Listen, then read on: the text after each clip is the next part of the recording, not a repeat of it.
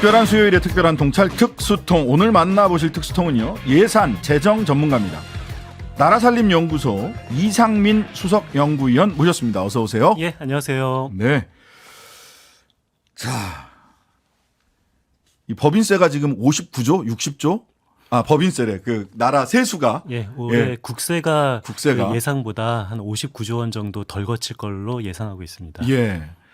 근데 이제 그래서 우리가 나라 예산, 나라 재정, 중앙정부 재정만 얘기를 했었는데 사실은 국세가 60조 정도 덜 거치면 예, 지방 소위 교부금, 예, 지방정부로 내려가야 되는 돈도 예. 엄청나게 많은 액수가 못 내려가게 되는 거 아닙니까? 그렇죠. 이게 무슨 소리냐면은 예. 이렇게 지방으로 내려가야 되는 그런 교부세나 뭐 교육청에 가야 되는 교부금 같은 경우는 내국세에 자동으로 연동되어 있어요.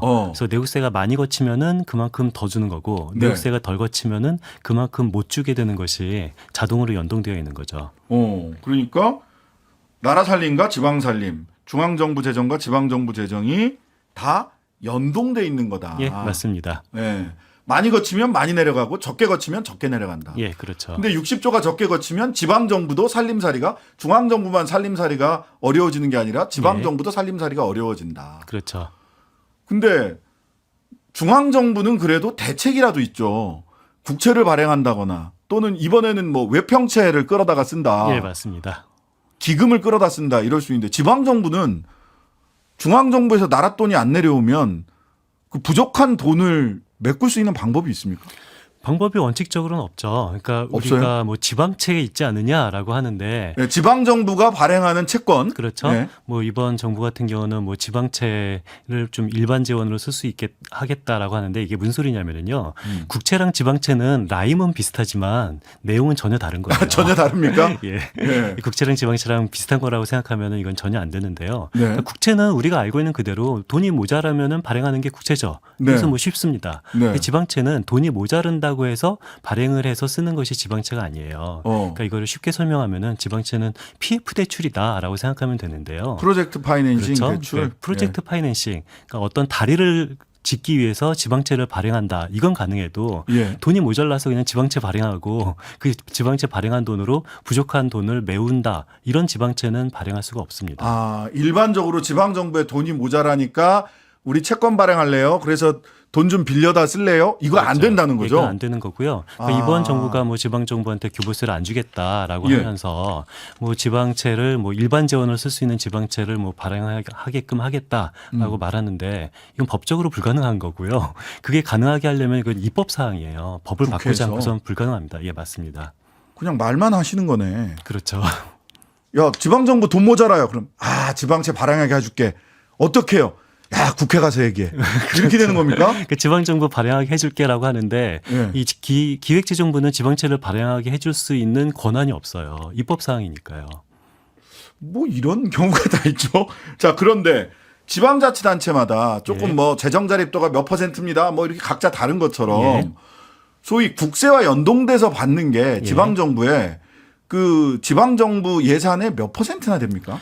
뭐 이거는 지자체마다 다 다른데요. 예, 예를 들어서 그렇겠죠. 서울시 같은 경우는 그 중앙정부가 그냥 주는 보통교부세라는 건 없어요. 왜냐하면 서울시는 뭐 자체 재원이 된다라고 해서 지방세 재원이 많으니까. 예, 너네는 부자니까 뭐 안 주겠다라고 하는데요. 예. 근데 뭐 특히 군단위 지자체 같은 경우는 네. 자기 자체 재원이 뭐 한 10%도 안 되는 곳이 많이 있어요. 아, 그런 그러면 경우 90%는 다 중앙정부에서 내려오는 뭐 거예요? 90%까지는 아니고, 그러니까 도에서 주는 것도 있죠. 아, 네네. 도에서 주는 돈도 있고, 뭐 중앙정부가 주는 돈도 있고 그래서 음. 자체 재원이 10%밖에 안 되면은 최소한 의존 재원이 90% 이상 되는 경우가 많습니다. 근데 중앙정부에서 도에서 주는 돈이 줄어들면 도에서 또 기초자치단체에 주는 돈도 줄어들 수밖에 없잖아요. 그렇죠. 연속해서. 그런데요, 사실 이 지자체의 돈이 줄어든다라는 것은 이건 이치에 맞지 않는 거예요. 그러니까 무슨 소리냐면은 네네. 내국세가 줄어들면은 지방 정부에 줘야 될 돈이 줄어드는 거 이것은 당연히 사실인 건데 네. 문제는 오래 줄어드는 것은 아닙니다. 아, 원래는. 예, 그렇죠. 그러니까 무슨 소리냐면은 네. 이게 내국세가 줄어드는지 안 줄어드는지는 어떻게 할 수가 있을까요? 내년도 결산을 해봐야 하는 거예요. 그렇죠. 올해 끝나봐야 알죠. 그렇죠. 올해 국세가 원래 그 본 예산 예산에 책정된 것보다 더 많이 거칠 수도 있고 덜 그렇죠. 거칠 수도 있죠. 예. 근데 더 거쳤는지 덜 거쳤는지를 아는 시점은 올해 알 수 있는 것은 아니라 내년도 결산을 해봐야 아는 거고요. 올해 결산을 내년도에 해봐야 그렇죠. 올해 결산을 올해 내년도에 결산을 하는 거죠. 내년도에 해봐야 이게 정리가 된다. 그렇죠. 그렇기 때문에 아직 결산을 안 했잖아요. 당연히 결산 안 한 게 집행도 안 됐으니까 그렇죠. 결산할 수도 없는 거고요. 뭐 그냥 예상치가 지금까지 얼마가 안 거쳤으니까 올해 한 60조 정도 덜 그렇죠. 거칠 것 같다라고 예상하는 거죠. 맞습니다. 그래서 이미 올해는 지방정부 같은 경우는 이미 집행을 거의 끝냈어요. 지금 10월 달 아닙니까? 이제 그렇죠. 내일 모레가 11월인데. 예. 그래서 이미 집행을 끝냈기 때문에 올해 덜 줄 수 있는 방법은 없는 거고요. 그래서 내년도 결산을 한 다음에 네. 내년도에 선택을 하는 겁니다. 네. 내년도 결산하니까 내국세가 덜 거쳤어. 네. 그러면은 정산을 해야 되는데 정산을 해서 지방정부에 그 줄 돈이 이게 그 23조 원 정도 되는 거거든요. 23조 원 정도 덜 주겠다. 이거를 24년도에 덜 줄 수도 있고 25년도에 덜 줄 수도 있는 것을 선택을 하는 건데요. 네. 보통 관행적으로는 24년도에 결산을 한다 하더라도 이미 24년도 예산이 다 편성되고 집행되고 있는 중간이잖아요. 네, 네. 그렇기 때문에 25년도에 덜 줄게 하고 25년도에 어차피 줘야 될 지방세를 까고 주는 것이 여태까지의 법과 관행과 원칙인 거죠. 그러니까 올해를 기준으로 해서 놓고 보면 2013년도에 결산은 내년에 이루어지죠. 2013년 12월 31일이 2023년도 결산은 올해 연말이 돼야 결산이 되니까 그렇죠. 그 돈이 집행이 끝나니까 결산 돈으로 손으로 적는 거는 내년에 끝나고 그렇죠. 여기서 이런 문제가 생겼네. 세수 결손이 생겼네. 그러면 그 다음에 25년에 그만큼 덜 줄게. 이게 일반적이었는데 올해는 다르다면서요. 올해는 그러니까 당장 올해 결손에 대한 돈을 올해 당장 안 주겠다라는 거예요. 그런데 이게 불가능한 것이 아니 어떻게 해요? 올해는 지금 다 썼다면서요, 지방정부가. 그렇죠. 지방정부가 이미 건설했습니다. 이게 건물을 졌어요. 공사를 끝냈어요. 공사를 끝내서 이제 대금 결제만 남았어요. 그렇죠. 그래서 원래 대금 결제를 11월 달에 중앙정부가 주기로 약속된 돈이 있고 중앙정부한테 교부세를 받아서 공사한 대금 결제를 해야지라고 하고 있는데 중앙정부가 갑자기 올해 줄 교부세 안 줄게라고 그러는 겁니다. 근데 원래는 2년 뒤에 안 줄게 해야 되는 거잖아요. 올해 맞습니다. 세수 결손이 난 거는 낫다 치더라도 지방정부에 주는 거는 2년 뒤. 그래야 지방정부가 일을 하죠. 이미 돈을 다 썼는데. 그렇죠. 우리 예산에서 가장 중요한 것은 예측 가능성인 거거든요. 그렇죠. 예산은 말 그대로 예산은 미리 예측을 하고 그러면서 예측 결과를 결산을 하는 거잖아요. 그래서 예측 가능성을 가장 높이기 위해서는 예산 책정한 대로 집행을 하는 거예요. 일단 맞습니다. 집행을 한 다음에 결산을 하고 나서 정산을 하는 것이 우리나라의 예산 시스템의 그러니까 올해 원칙입니다. 세수가 59조가 펑크가 났건 뭐 100조가 돈이 더 들어왔건 일단 올해 예산은 중앙정부가 약속대로 다 줘야 되는 거예요. 그렇죠. 만약 그게 비었으면 59조가 펑크가 났다.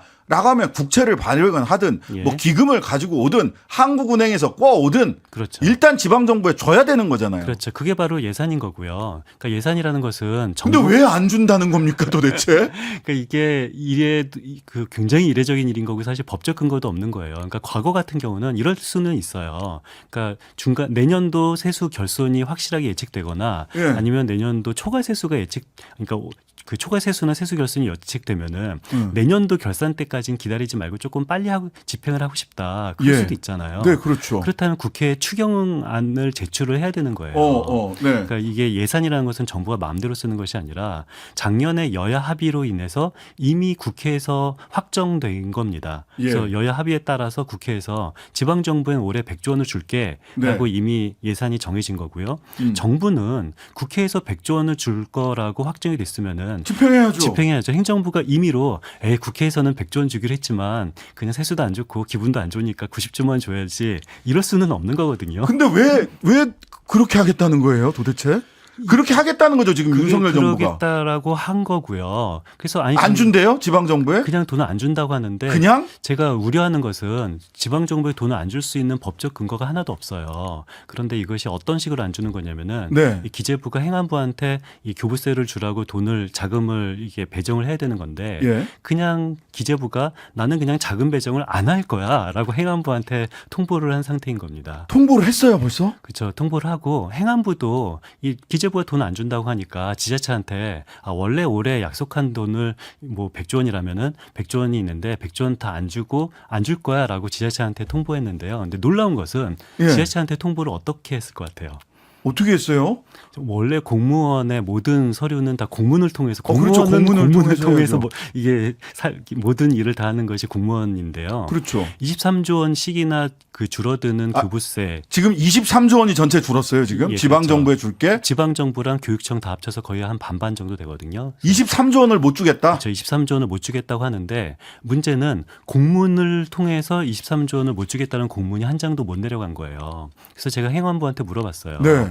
아니, 공문을 혹시 지방정부한테 줬냐라고 물어보니까 공문은 안 줬습니다라고 그러더라고요. 아니 200억도 아니고 23조 원을 어떻게 공문 한 장 없이 덜 준다라는 사실을 지방정부한테 어떻게 전달했냐라고 네. 했더니 왜 공문을 안 줬냐라고 네. 했더니 아니, 뭐 추경을 하지 않아서 중앙정부가 추경을 하지 않아서 이것을 금액을 교부세를 덜 줄 거라는 법적 근거가 전혀 없는 거예요. 그렇기 때문에 법적 근거가 없는 사실을 공문으로 공식 남길 수가 문서로 없지. 남길 수가 없는 거죠. 그렇기 때문에 지금 현재 벌어지고 있는 것이 23조 원을 덜 주겠다라는 것이 공문 한 장 없이 그냥 전화로 통보하거나 아니면 자기들도 아는 거지. 자기들도 이거 아는 공문으로 겁니다. 남겼다가는 큰일 난다. 그렇죠. 법적 근거가 없으니까. 맞습니다. 추경호 장관은 이걸 어떻게 책임지려고 이런 일을 저지르시죠? 그냥 자금 배정을 안 하겠다라는 건데요. 근데 이게 자금 배정을 안 한다라는 것이 이게 어떤 의미인지 제가 조금 예를 들면 네. 제가 작년에 모 지자체에서 인수위원을 한 적이 있어요. 네. 근데 작년에 그 지방선거 있었잖아요. 네, 그래서 그랬죠. 인수위원을 한 다음에 그런데 그 새롭게 요 단체장이 되신 분이 나는 그 좌파 시민단체에 가는 보조금을 안 주고 싶다. 네네. 그래서 23년도는 그냥 예산 편성을 하지 않으면은 되니까 단체장이니까 네. 그건 괜찮은데 그러니까 내년에 예산 편성하지 그렇죠. 마세요. 올해 건 다 줘야 됩니다. 그렇죠. 이렇게 얘기하셨겠지 근데 뭐. 22년도도 좌파 시민단체한테 주고 싶지 않다라고 말씀하시는 거예요. 네. 근데 어떻게 안 줄 수가 있냐라고 저한테 물어봐서 그 감액 추경을 의회에 제출하셔라. 그러면은 뭐 안 줄 수 있다. 그렇지. 추경은 증액만 있는 게 아니라 감액이 있을 수도 맞습니다. 있으니까요. 네, 그런 식으로 네. 제가 요 어드바이스를 해드렸거든요. 네, 네. 구체적인 어떤 식으로 안 줄 수 있는지 그 방법을 물어보셨으니까. 네네. 그랬더니 제 말을 법대로. 듣더니 예. 어떤 다른 그 인수위원장께서 예. 그럴 필요가 없다라고 하는 거예요. 감추경할 필요가 없다. 예. 그냥 자금 배정만 안 하면 된다. 예산과에서 그 실제 사업 부서에 자금 배정만 안 하면 된다라는 그런 굉장히 독특한 아이디어를 주셨는데 독특한이 아니라 위법적인 거죠.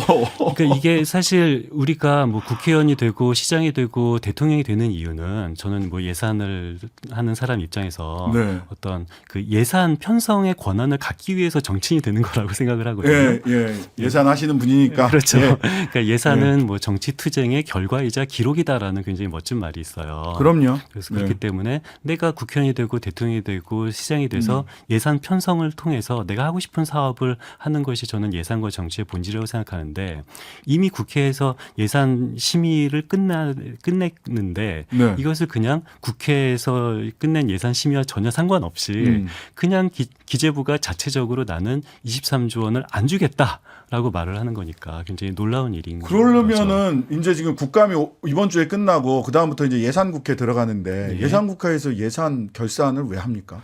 그렇죠. 할 이유가 없어요. 그러니까 국회에서 뭐 예산을 여기다가 20억을 쓰자 아니면 아니다 30억 쓰자라고 해서 여야에서 막 싸우잖아요. 예. 근데 여야에서 20억을 줄지 30억을 줄지 막 싸우는데 그것과 전혀 상관없이 기재부가 나는 국회 심의가 얼마가 책정됐던 간에 그냥 돈 안 줄 거야라고 말을 하면은 그냥 끝나는 거예요. 국회 예산 심의권이 심각하게 저해되는 거죠. 그러니까 이게 너무 지금 저는 이게 이 기사를 우리 이상민 연구위원이 쓰신 기사를 보고 이게 어떻게 이럴 수가 있지 싶은 거예요. 이런 적은 없습니다. 그러니까 예를 들어서 작년 같은 경우도 우리 작년에는 초과세수가 문제였잖아요. 네, 그랬죠. 그러니까 초과세수가 너무 많이 거쳤어요. 맞습니다. 그러니까 초과세수가 생기니까 초과세수에 따라서 지방 정부에 줘야 될 교부세가 자동으로 늘어나는 거거든요. 그렇죠. 근데 자동으로 늘어날 때 작년에 초과세수를 작년에 사실 그 지방 정부에 주긴 줬어요. 또 어떻게 작년에 생긴 초과세수를 작년에 나눠줬냐면은 네. 작년에는 추경을 한 거죠.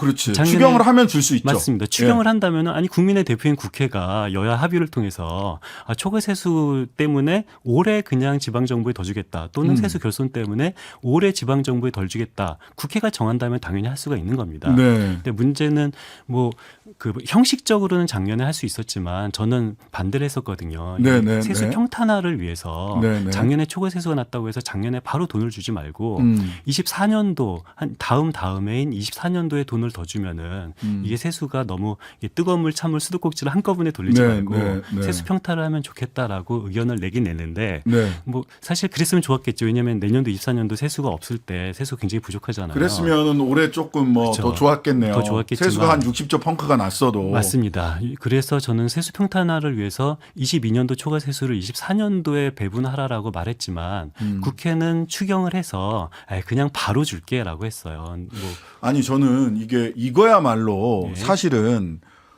추경호 장관에게 국회에서 이미 예산을 심의해서 통과시켰고 그렇죠. 부수 법안이라고 해서 올해 예산에 맞춰서 법안도 다 바꾼 예산 법정주의에 따라서 이렇게 했던 거잖아요. 근데 그거를 기재부 장관이 야 여긴 돈 주지 마. 지방에는 23조 안 주는 걸로 해.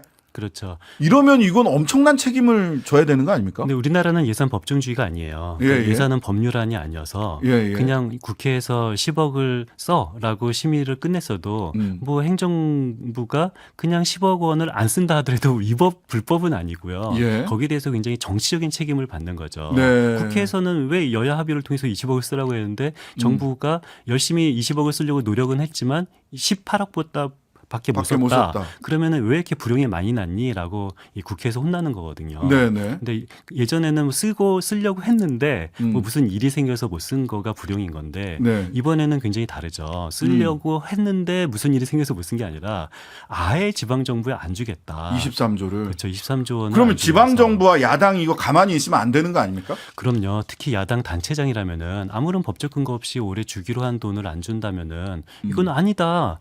돈을 줘라. 정말 돈을 주기 싫으면은 추경을 국회에 제출해서 공식적으로 돈을 안 주겠다라고 하든지 결정을 해라. 국회가 책임져라. 그렇죠. 이렇게 비공식적으로 돈을 안 주는 건 말이 안 된다. 특히 돈을 안 준다고 하면서 그 흔한 공문 한 장 없이 돈을 안 준다는 것은 말이 안 된다라고 저는 반박을 해야 된다고 생각하는데요. 예. 안타깝게도 지방 단체장들이 이게 올해 교부세를 덜 주는 것이 아무런 법적 근거가 없다라는 사실을 잘 모르는 것 같아요. 네, 이거 자치단체장님들께 이 특수통을 한번 쫙 다 공유를 한번 하셔야 되지 않을까 하는 생각이 듭니다. 23조 지방자치단체 돈 그냥 안 준답니다. 오늘 말씀 여기까지 듣겠습니다. 특별한 수요일에 특별한 통찰 특수통 이상민 나라살림연구소 수석연구위원이었습니다. 감사합니다. 네, 감사합니다.